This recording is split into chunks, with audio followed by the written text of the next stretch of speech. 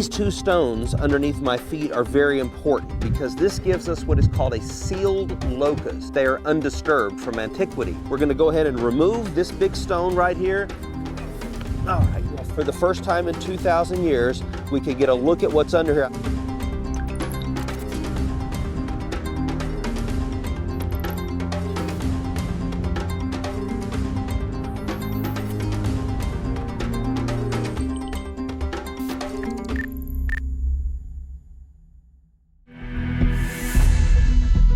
We've mounted a campaign to use the most high-tech geophysical research so that we're not having students spinning their wheels when they're out in the field. So we have two techniques. We use ground-penetrating radar, which is radar that looks down about 5 feet and can identify strata, archaeological strata below the surface. And if there's something there, we'll take students to excavate it. But we have a second technique that looks through 20 and 30 meters. I mean, really huge down. So from the very top of the mountain all the way down to the ancient foundation. And this technique, electrical resistivity tomography, it's an MRI for the ground. And what it does is it can identify artifacts that are below the surface. And just like gas and oil exploration that uses this technique, the good news is it can identify and color code if something is glass or metal or fired pottery or stone or any different type of resistance to the electrical charge that we put into the ground. And then the software comes back, gives us a readout, and we can say, we're going to excavate here, here, here, and here. And that's what makes archaeology modern, but it also saves us huge amounts of time. There are really four main phases in excavation, and usually people only think of one, and that's what we're doing right now in the field, the actual excavation. We begin with the whole process of acquiring the permissions, raising the money, training the teams, and this may take several years before we ever even put a spade into the ground. I started the project here at Hukok because I have done a lot of research in the last couple of decades on ancient synagogues, and particularly on a kind of synagogue building called Galilean-type synagogues. The best example of a Galilean-type synagogue is the very famous synagogue at Capernaum, which is located only a couple of miles away from here. Now, the actual name Hukok is an ancient name. It comes from the Hebrew Bible. Hukok is mentioned in connection with the settlement of the tribes of Asher and Naphtali. So we know that there was settlement here for many different periods throughout history. Then we begin the excavation process. And here at Khirbet el-Mekatr, we dig 3 weeks in the summer and 2 weeks in the winter. The reason we came to Khirbet el-Mekatr in the first place was to address the problem of eye. There is a tell just behind me called Et Tel, which is associated with the Eye of Abraham's Day. When it was excavated in the 1960s, the evidence there seemed to not support the biblical account. We thought that merited some further investigation. Investigating alternative sites in the area led us to Khirbet el-Mekatr. We started excavations here in 1995. According to the Antiquities Authority, we're now the largest dig in Israel. By 5 a.m. it gets light enough to see, so they're already digging by 5. And we then dig until breakfast time. We have a wonderful field breakfast, and then we continue digging until about noon. And some people think that we dig until noon because of the heat, but actually it's not the reason. We stop at around noon because it starts to get windy here at around 11 a.m. The winds pick up, and by about noon, the winds become so strong that they blow down our shade cloths, and we can't keep them up anymore. It gets dangerous. You see the way that we dig in a grid of squares. Now, an archaeological square is 6 by 6 meters. Sometimes we maintain balks on the north and the east, sometimes we don't, just depending on the type of material that we're excavating. People think that balks, those sides of the squares, the 1 meter banks of earth between the squares, are there for convenience for people to walk on so we can walk around. That's not what it's for. They're the points of reference for us, and everything that we do is measured in relation to those points of reference. In that square, there may be anywhere from 4 to 8 people working with that square supervisor. So let's say that we take a coin out of the ground now, It's very important for us to have all the points of reference of where that coin was located in space, both vertically and horizontally, because afterwards those points of reference are going to be gone. And so as you're finding things and documenting where you find them, the most important thing to know is where the level was. Tel Burna is located just in between Tel Asafi Ghat, which is identified with Philistine Ghat, and Lachish, which was the main Judean city during the Iron Age in this region. Well, we have a professional surveyor that comes in at the beginning of the season and sets up a benchmark, which is going to be our absolute elevation. Every day we're going to set up the instrument that's going to read the levels. So you're going to measure using a measuring pole, and then you're going to subtract down to the place where the artifact was found.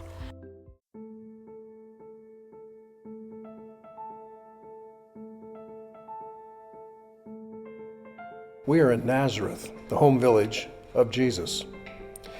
Now behind me is a house that perhaps was the home of Jesus.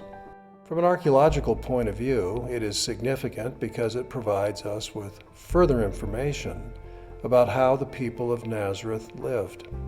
Excavations at other sites, some only a block or so away, have given us indications that the people of Nazareth were not poor. So I'm going to present to you this house, and it's a house from the 1st century. It was discovered in 2009, and it was a big surprise. And it's the foundation of a house in the neighborhood of the house where Jesus was living. We thought that Nazareth was a poor village at the time of Jesus. A few houses lost in the nowhere, and Nazareth was unknown to anyone. When they found this house, it was a surprise because it was strong, well built, quite rich, and it was a 2-floors house. So it means that it's a quite rich house. 3 objects were found here, 2 vessels, and those vessels are made of stone. So this means that probably people living here are Jewish because they were eating according to kashrut laws. The second thing we found was a lamp, an oil lamp, which was coming from the temple in Jerusalem. And we think that this family was Jewish. And going to Jerusalem for the annual or biannual pilgrimage to the temple, the family was going there, and they would bring back a lamp because they were bringing back the light of the house, the temple of Jerusalem giving the light for the house and a kind of blessing. Now we just came out of Hezekiah's tunnel, which was produced in the 8th century BC in order to supply during a siege anticipated by Sennacherib, king of Assyria. Siege of Jerusalem, they wanted to have a reliable water supply. It was just a brilliant piece of engineering. Over 500 meters in length. They began at the opposite sides, came to the middle, connected. It was remarkable. But we didn't know where the Pool of Siloam was in the time of Jesus. And where we are standing right now was discovered only a few years ago. And you can see the steps. Now these are original steps. A couple of these steps here are modern just to make it safer. But what we have here is the original Pool of Siloam, and it would come down with these steps. I'm right at the bottom of the pool, and then if you go further over here, which we can't because you can see the earth and there's an orchard, it's private property. Someday it might be excavated, but this is the rest of the pool over here. So uncovered is about 1/3 of it. The Pool of Siloam, it has been found at the October 2004 we started to dig. Before that, there was a street on the top of this place until that corner what you see on the top. And they found part of the steps when they was preparing the sewage pipe. You see the black pipe over there? When they started digging, they moved a stone from 2,000 years, and we started to dig until we found all of these steps, until we found that corner over here. We found another corner down over here, and then we believe that we found the real Pool of Siloam. In this square, we're excavating a sort of a sondage, which is a little like kind of test sounding to see what we have next to the cistern. We have a cistern here that was originally an ancient cistern and continued in use right up into modern times. And we're interested in sort of the activity around the cistern and how it relates to the synagogue. So the main way we excavate in this square is with a small hammer or patiche. Usually we try to bring it across levelly.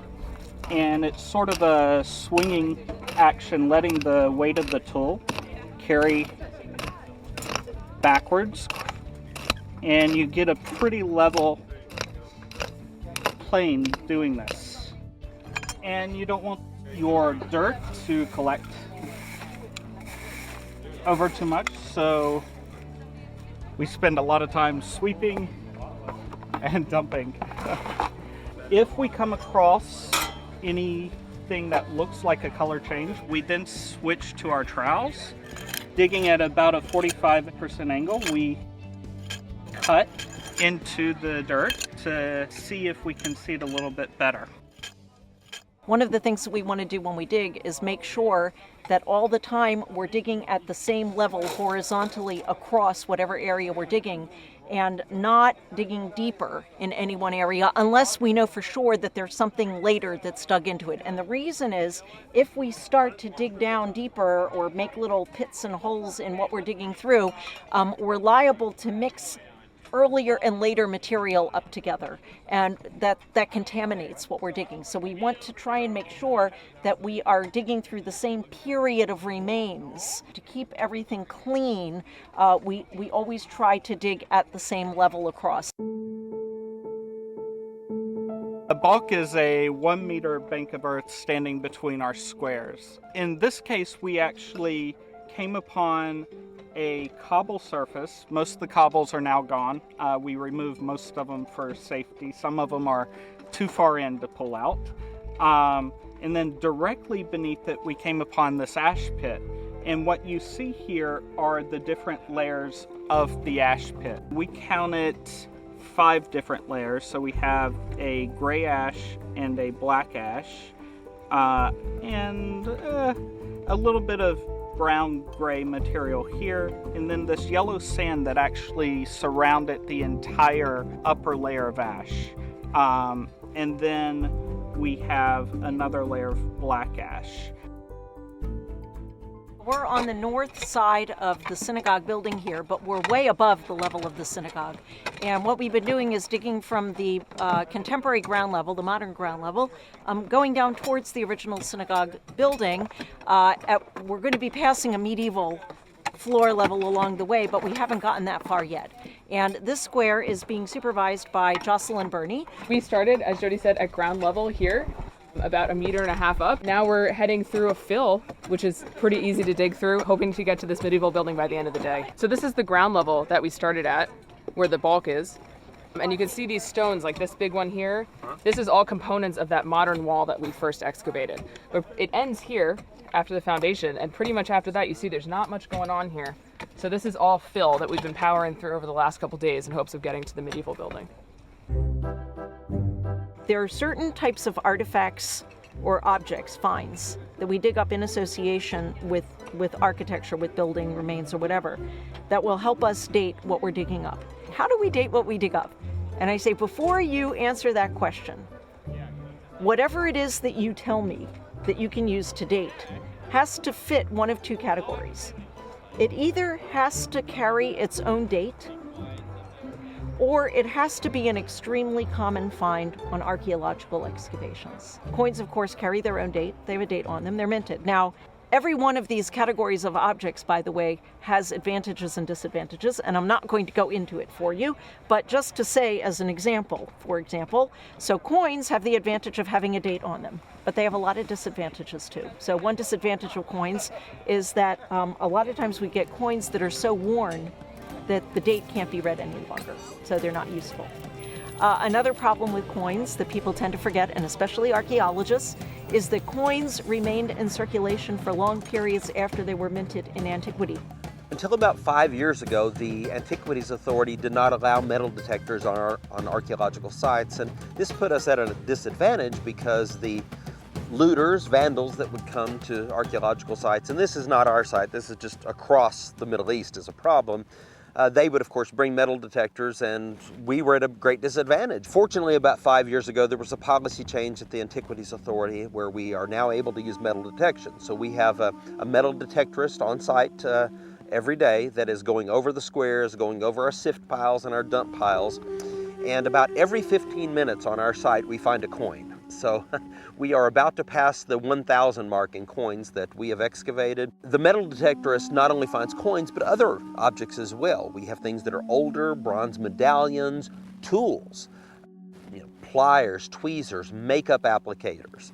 And it's very interesting because although this was a typical Second Temple period city where they were practicing ritual purity, apparently the women use makeup because we have their makeup applicators and their jewelry and so forth. And she's got a hit right now. Okay, I see it. This is what we would call a strap coin. See where it's been cut? It's squarish right there, and it's cut there and cut there. It's not perfectly round. So there was a whole strap of these, and then they cut them, so we call it a strap coin. Probably has one in, first century BC. There you go. One of 1,000 coins approximately. Excellent. From Khirbet el-Maqader that help us piece together the story of the site.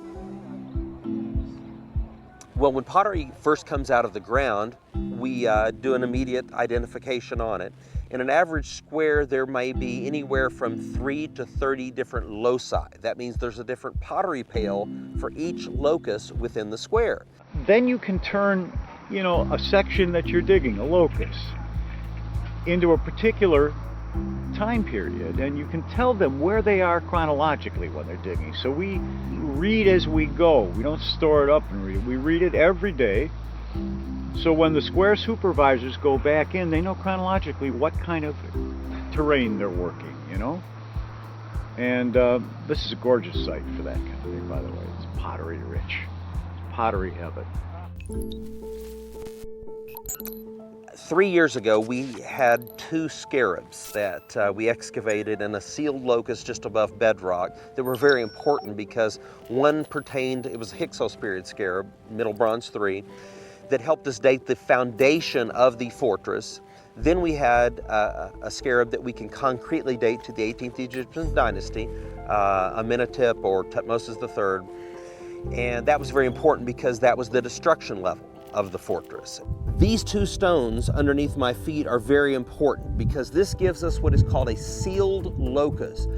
Very few of our loci are sealed. In other words, we cannot prove that they are undisturbed from antiquity. We're going to go ahead and remove this big stone right here. Guys, if you can come give me a hand, we're going to flip this over and then try to, if we can, get it up on top of this stone and then slide it into your square, and then that'll expose this soil to us. For the first time in 2,000 years, we can get a look at what's under here. I see immediately pottery. Let's pull out that diagnostic sherd, Brian, right down in the little hole there. That looks older period than what was above it. So we'll begin to excavate in just a few minutes. This is sort of the meat and potatoes. Here's a bone. All right, so if you can get me a red mesh bag, Dr. Peterson will separate our bone out. First look at it, it could be human. We'll have to have it analyzed. So anyway, we're going to peel back just about a centimeter at a time while we're troweling, and this is basic stratigraphy. Just looking at how the handle's going to go. It is not revoltware, first century. It looks like it's better made than that. So my first look at it is it's Hellenistic, but what we really want is the handle that's attached to the rim. That's how we can nail it. Dr. Peterson, could we get a look at that scarab? Okay, so here is the scarab that just about an hour ago while we were talking was excavated under Dr. Brian Peterson, Old Testament professor at Lee University supervision. All 3 of our scarabs, in fact, came out of the same area. And you can see that it's soft limestone, so we're gonna have to be really careful with it. We'll take it to our conservator to get it conserved properly. She can do an impression from it. It's a dung beetle. There are always dung beetles on the back. The Egyptians believed that the dung beetle pushed the sun across the sky every day. And then as we look on the back, Dr. Peterson, tell us what you're seeing here. What we have here appears to be the cartouche of either Thutmose III or Amenhotep II, which is working with our theory here that this is in fact of the late 15th century. So that's pretty amazing.